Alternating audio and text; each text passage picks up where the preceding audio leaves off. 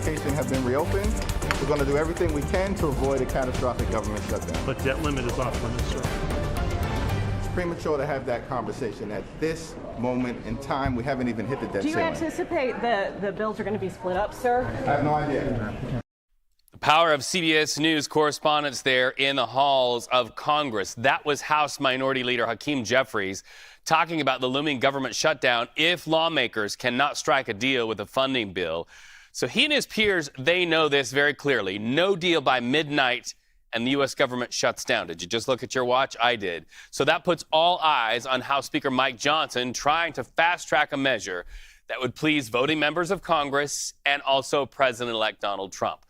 Whether Johnson hits that deadline remains to be seen. So let's bring in Wall Street Journal congressional reporter Siobhan Hughes. Jeffrey's remarks are pretty interesting. Do they signal a promising foot forward? And what needs to happen today to avoid that government shutdown? Well, Hakeem Jeffries has never ruled out doing some type of deal with Republicans if it's right for Democrats. He is not wedded to that very first deal that they struck.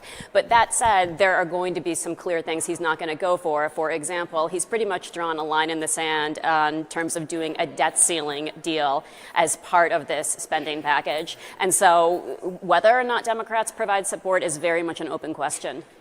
Open question indeed. You know, President-elect Donald Trump not even sworn in yet, but he's already flexing his muscles with Congress. Are we seeing signs of what's to come under the incoming Trump administration?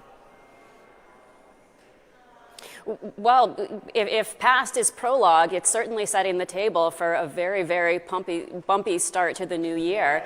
If he does not get a debt ceiling deal right now, that is something that is going to come up in his very first year, not to mention the need to pass another spending package if this interim bill only gets us through a portion of the fiscal year, as seems likely. All right, it's also busy right there behind you, but we can hear you loud and clear. House Speaker Mike Johnson really in the hot seat. Just hours left to get this whole thing done and get it together. A lot of lawmakers already said they will not vote for him come January 3rd. Does he keep his seat if he pulls this off?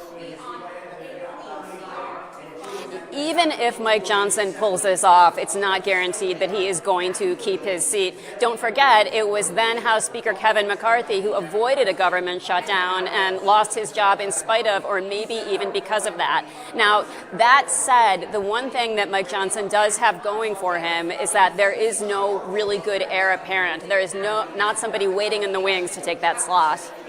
All right, pretty fascinating times. We know you and our entire CBS News team also on this. Siobhan Hughes, nice to talk to you here on CBS News 24/7. Thank you so much.